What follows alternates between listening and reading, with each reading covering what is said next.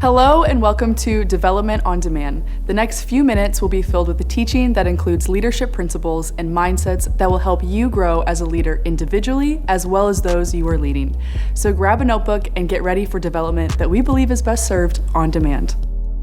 All right, this is Development on Demand number 5. And today we're talking about something that I think leaders really have to deal with on a day-to-day basis. Okay, we talked about the I in vision, right? And the leader's role in accomplishing the vision. We talked about the power of momentum and how to use momentum. We've talked about how to build your team. We've talked about not creating confusion on your team, right?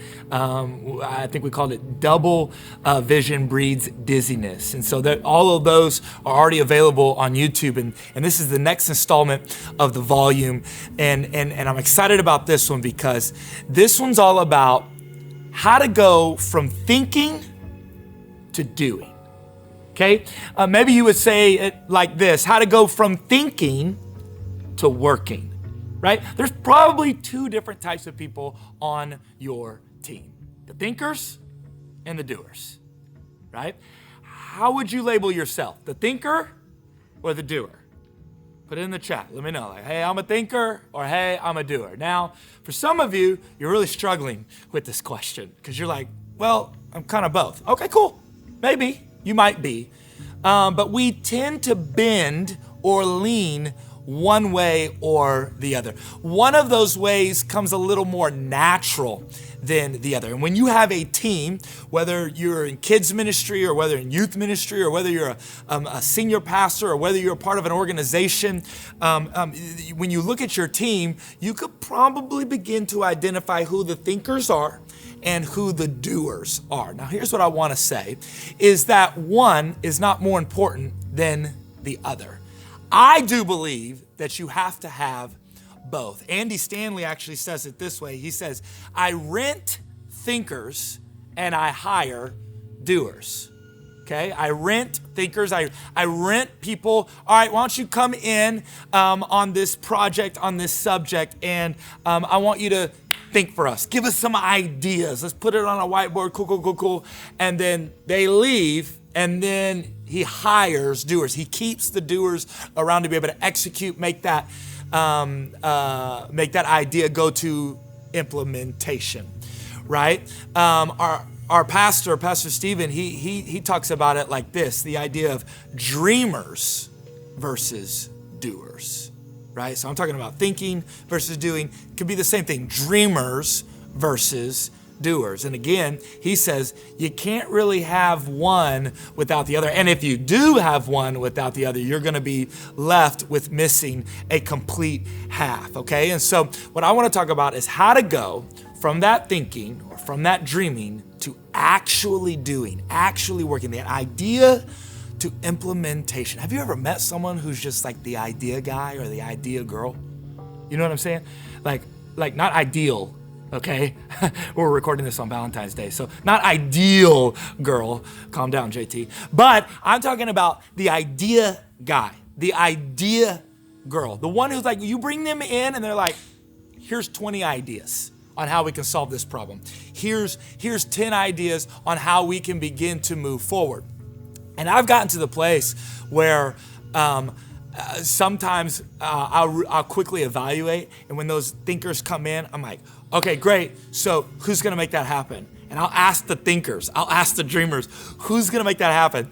And it's funny to watch the thinkers and the dreamers squirm. You gotta do this just for like a mere social experiment with your team, okay? Seriously, because it's actually kind of funny. Because I would have done the same thing a few years back, okay? It's not bad on them, but it is one of those things of like, I don't really know. They start to question things. They start to wonder like, well, wait. I think someone else can be able to make this happen. But for today, I want us to be able to figure out how we can eliminate that gap so that every idea that we come up with can actually turn into implementation. Now, I will say, I did just say every idea that we come up with turn into implementation.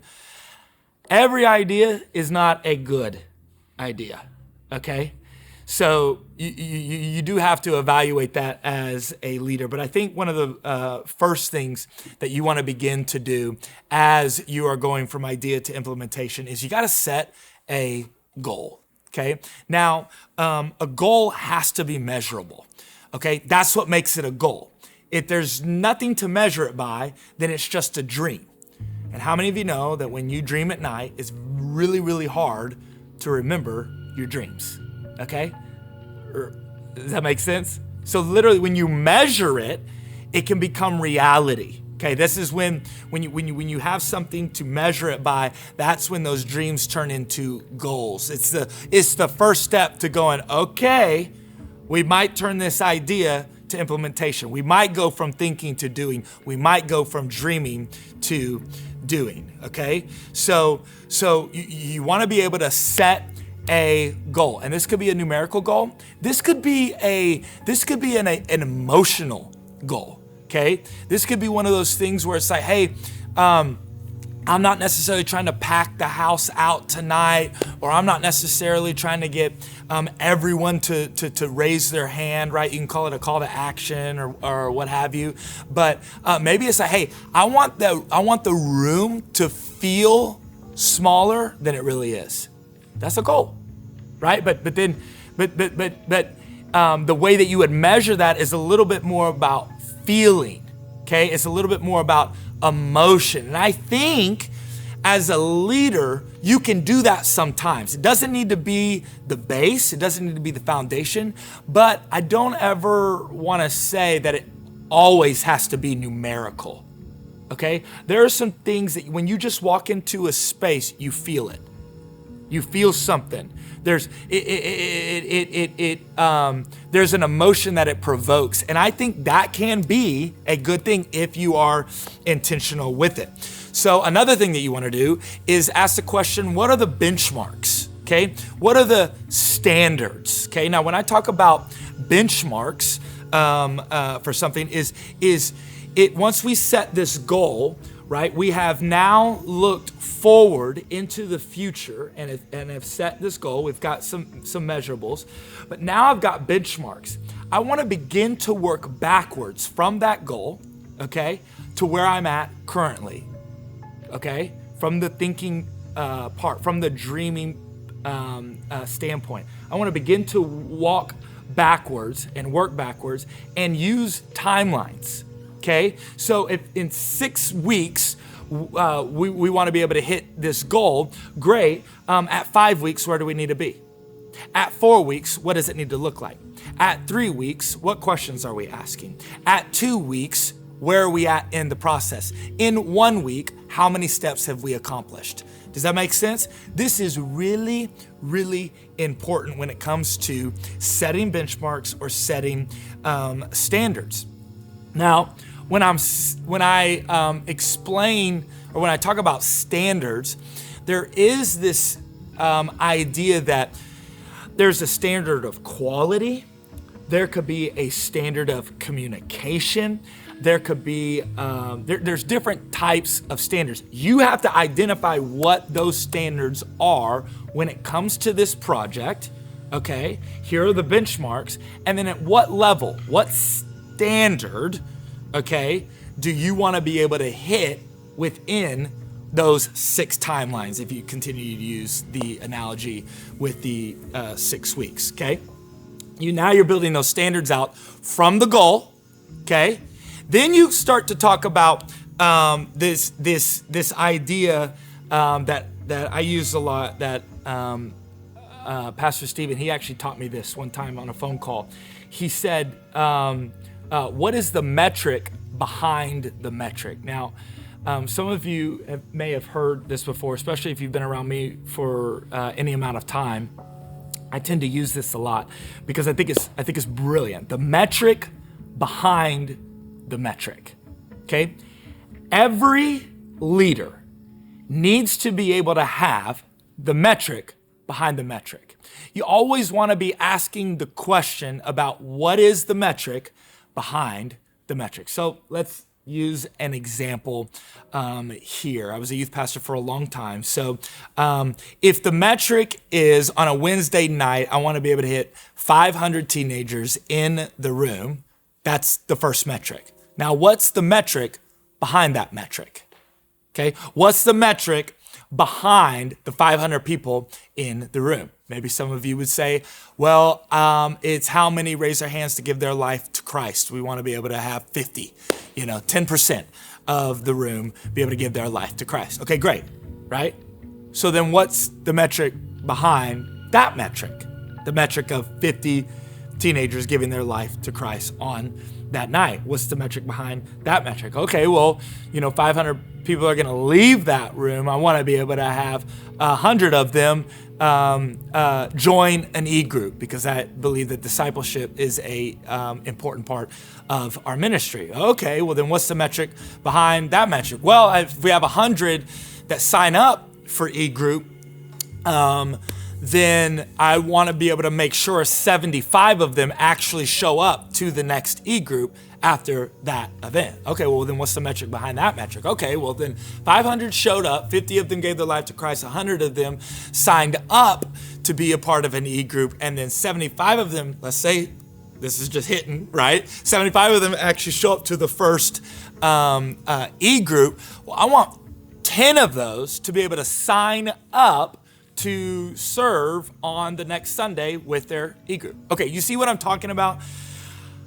There's always a metric behind the metric. And as a leader, you want to consistently encourage your team to be looking at the metric behind the metric. It's never just, oh, this is the goal. There is another metric behind that. And if there's not, if you can't do that, a certain amount of layers, and you have to decide how many of those layers are. I just went through 6 or 7 of them. You have to decide what those layers are, and how many layers you feel like your team should be able to explain or understand.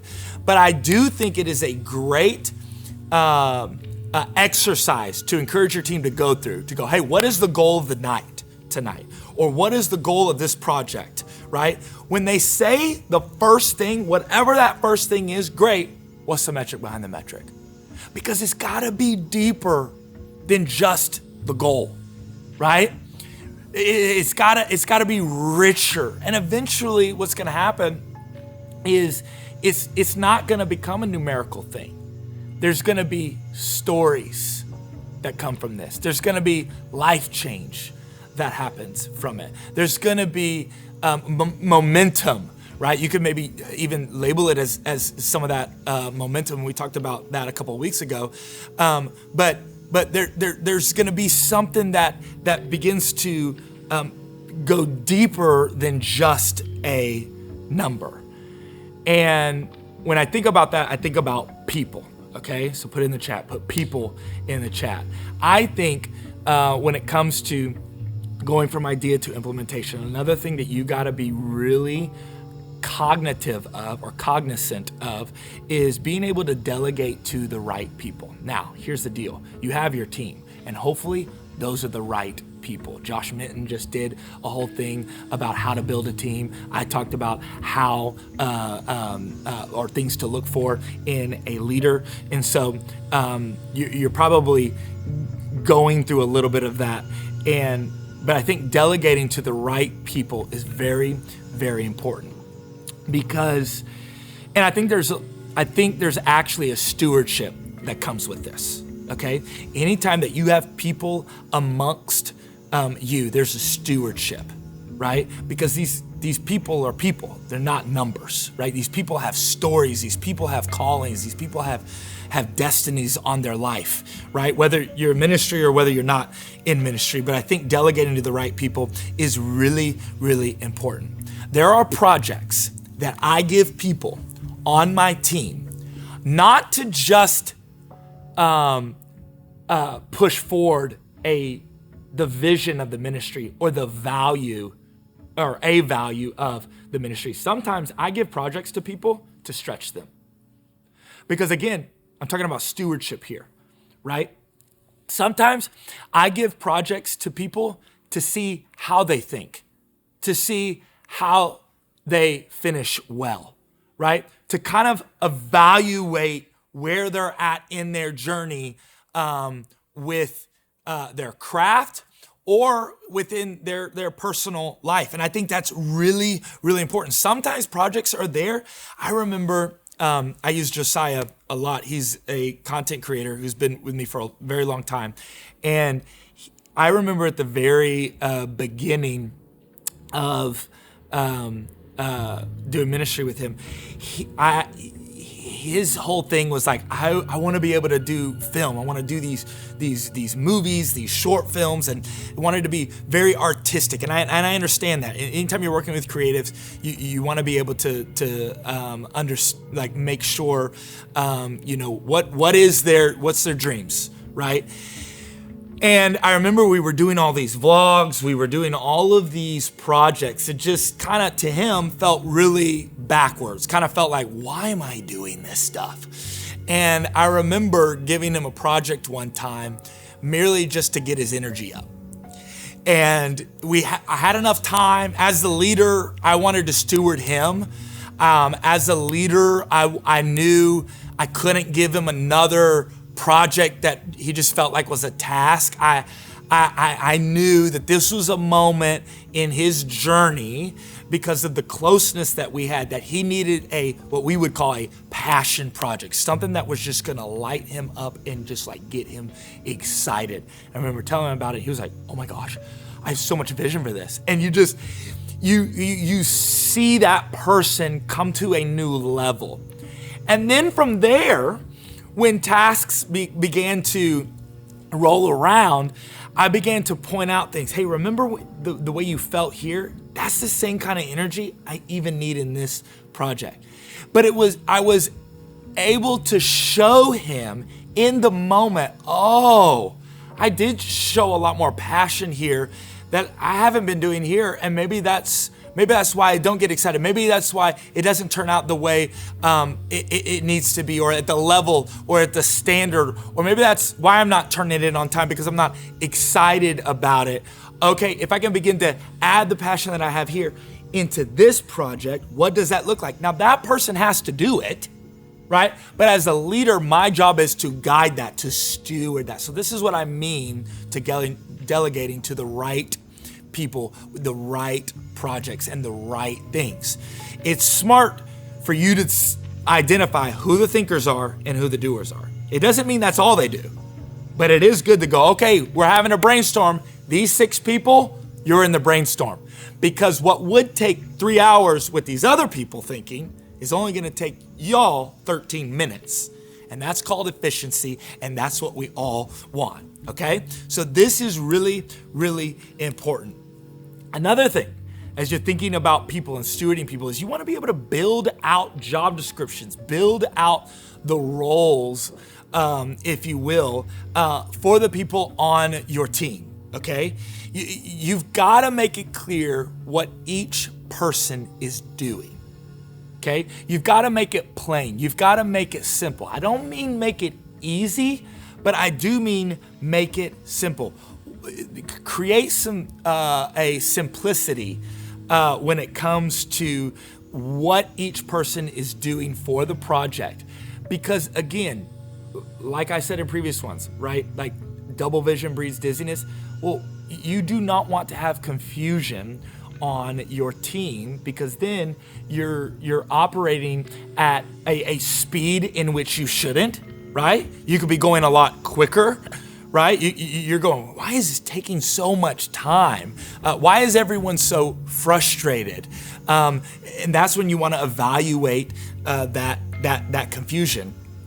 And I think a lot of reasons why that confusion comes, that frustration comes, that bitterness comes is because we haven't identified, hey, this is your role in this project, right? And even allowing them to ask questions. This is what it means when I say you are a producer, right? Ask your team that. Do you know your job description, right? Whether they're volunteers or whether they're full-time staff. Do you actually know your job description? And oftentimes, okay, this is very normal. Oftentimes you'll be like, oh my goodness, maybe they don't know the full scope. we need to be able to adjust some things. I need to help clarify some things, okay? Clarity is really, really huge. So going from idea to implementation, going from thinking to doing, if you don't have that clarity, if you're not building out those job descriptions or roles, it's going to be really hard to get to that implementation piece. Then the next thing is let people into your thought process, especially as the leader. Let people into your thought process. Write it on a whiteboard. Most people are visual learners, okay? And the other half, or the other 20%, whatever the statistics are, is auditory. So you got to talk it out. It can't just live in your head, right? You got to be able to communicate it. You got to be able to articulate it. You got to be able to talk it out as much as you can. So give them the vision of the project, okay? I want to kind of harp a little bit on this, because I think sometimes we think that it's hard for me to get what God has downloaded in my head, whether it's a vision or whether it's a project or an idea. It's hard for me to get that into words or out, into a room to the team, or, to write it on a whiteboard. That's what I'm saying. Multiple things, like say it out loud, write it, draw pictures, bring people in, and know this, that it is okay to put out your imperfection. You have to, okay? You have to be able to put out imperfection. Creators, executors, people that want to change the world, put out their imperfection, okay? Erwin McManus says this. You have to put out your imperfections, because if you're scared of people judging your imperfections, they will never see the perfection, okay? And that is a lot of times the place that we kind of get stuck, is like, ooh, this has to be perfect before I tell anyone. Maybe sometimes, but I don't think it's often. Oftentimes we actually probably need people in the room to bring it out of us, right? 30 minutes ago, I've got 6 people in the room right now filming this, and I was walking them through the bullet points. And I said, what sticks out to you? What do I need to elaborate on? Because for me, I could look at that as going, oh my goodness, they're not gonna think I'm prepared. Or, oh my goodness, I don't want them to think I'm insecure or not confident. And forget all that stuff. Who cares? It is what it is. Like, whatever. My thing is, I want to be able to go, what is going to be the most beneficial thing? And I value the people in this room, so I want to hear what you have to say. You might spark something, right? You might be able to, like, oh, when you said that, great, that just helped me add another thing to it, right? I think we lose a lot of brilliance when we don't allow that to happen with our team. So let them into the process, right? Now you gotta be smart with who's in the room, okay? Be a good judge of character on that, but be okay with putting out those imperfections. Hey, I got an idea. It's probably about 80% of the idea, but here I go, right? Don't justify it too much. But when you're talking about it, show the same energy, right? The same energy that you got the download in, give the same energy to them. Present the problem, right? Here's the problem that I want to fix, okay? I hate when there's ideas and it's like, it doesn't really solve a problem. It's kind of like, well, then what's the point of this, right? It's just cool. No, we need to solve a problem, okay? Because there's too many problems we got to deal with. And so let's use this idea. Let's steward the ministry. Let's steward the team. Let's steward the time, the energy, the effort to be able to solve some problems along the way. Let's present those problems, and then let's showcase the solution, okay? Always want to be able to bring a solution. So when you're bringing people into the thought process, hey, here's the problem, but here's what this idea is, what I think is going to be the solution. And I think one of the most important things to do amongst this segment of presenting it to people is make sure you have those people repeat that stuff back to you. Okay? This is important because of the idea and psychological concept of self-discovery. this is what therapists are really, really good at, is they allow you to self-discover for yourself.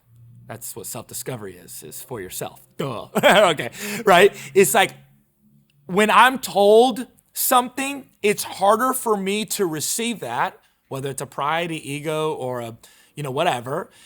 But when I self-discover it and I go, oh, wait, that question helped me go, oh, man, you know what? I'm not thinking at the right level.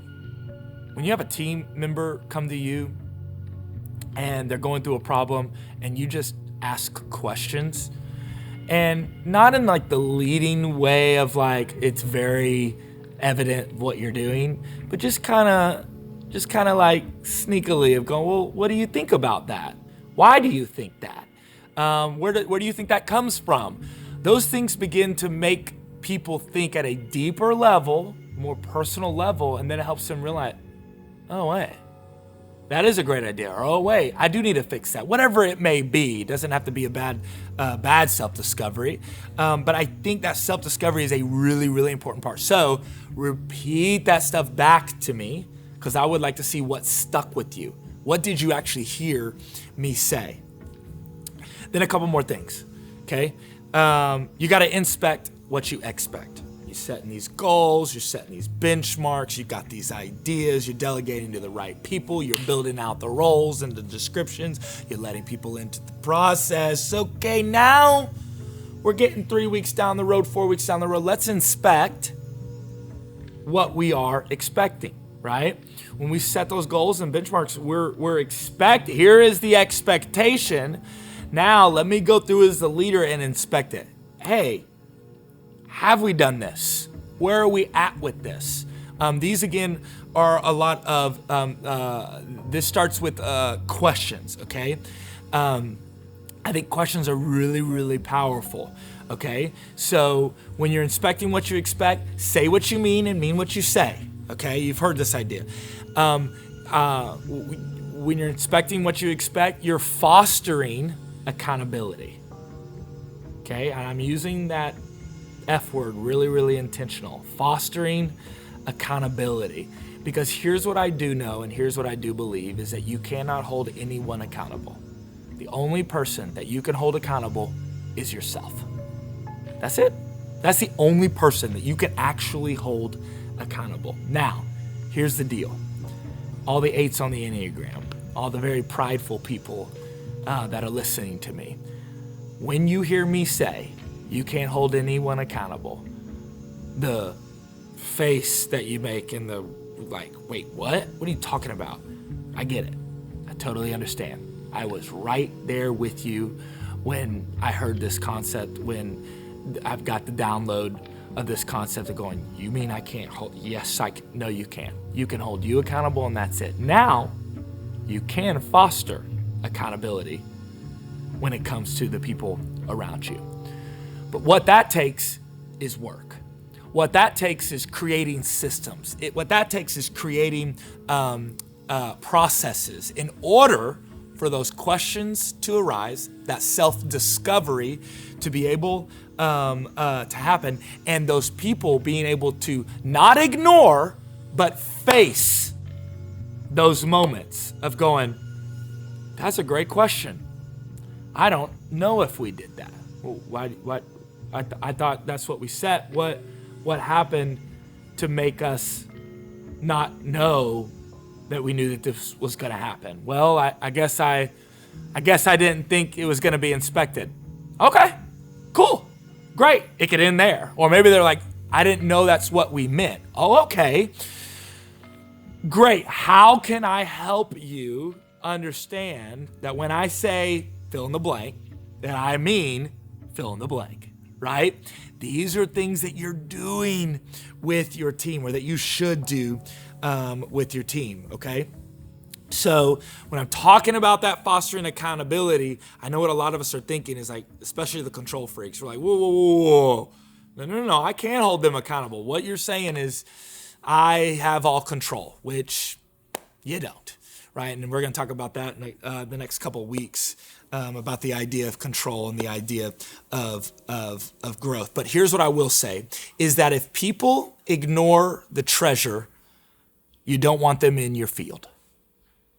If people ignore the moments where self-discovery is happening and they run away from it, and they don't want to answer the questions, they don't want to come face to face with the realization of, oh, you know what, I didn't make the best decision there, or I didn't want to be real with you, or I didn't trust that, so I decided to do my own thing. If they never face those moments, you don't want people like that on your team. I am actually okay when people experience that self-discovery and they're like, yeah, you know what, that's kind of on me.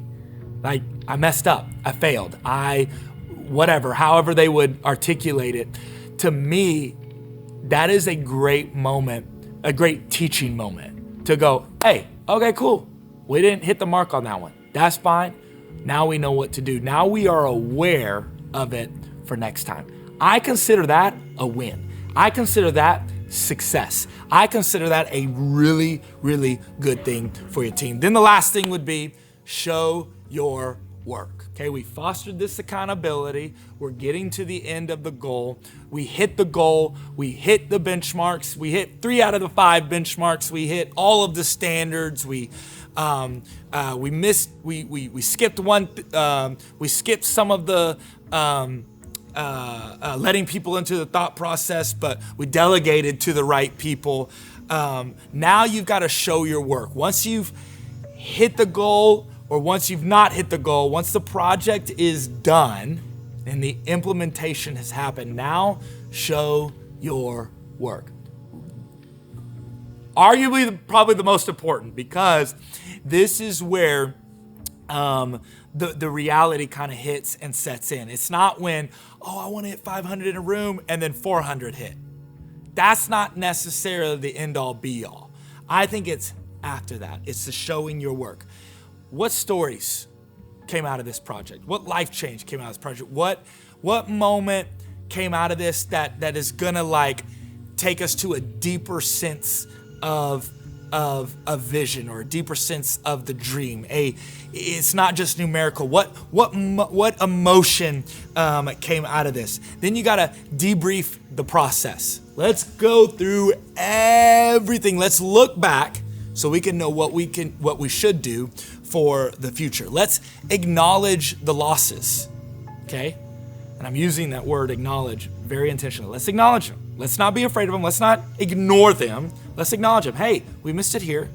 We didn't hit where we said we were gonna hit here. But then let's make sure we're celebrating the wins.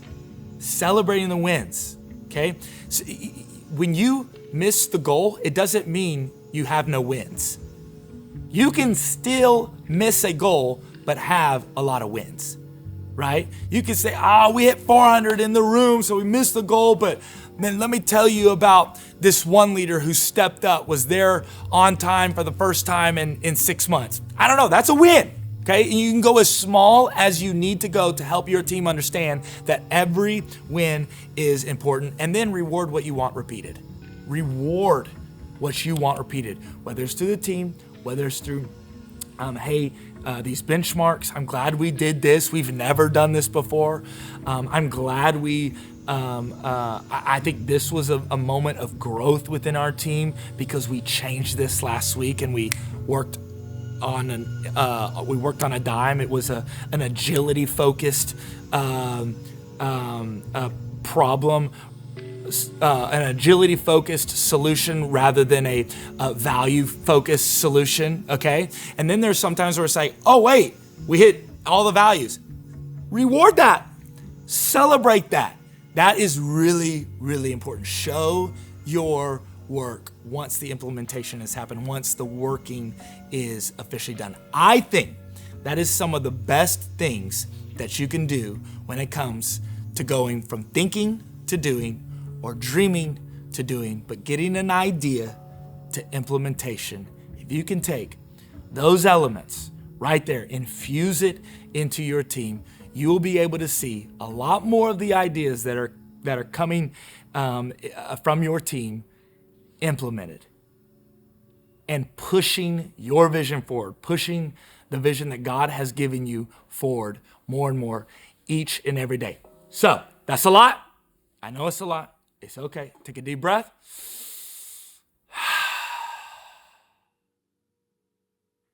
Let it download into your soul. Let God breathe on it. And I will see you next time for the next Development on Demand. I love you. Thanks so much for watching Development on Demand. Today we learned about how to go from thinking to doing. Here are some questions to process through or answer with the team. And after processing, drop your thoughts in the comments. Which of these principles are strengths for you, and which ones do you need to work on? Using one of your initiatives or goals, past or present, go through each principle, applying the steps and making adjustments as needed. Go over your results with your supervisor or team and drop your thoughts and what you've learned in the comments. And we'll see you next time for Development on Demand.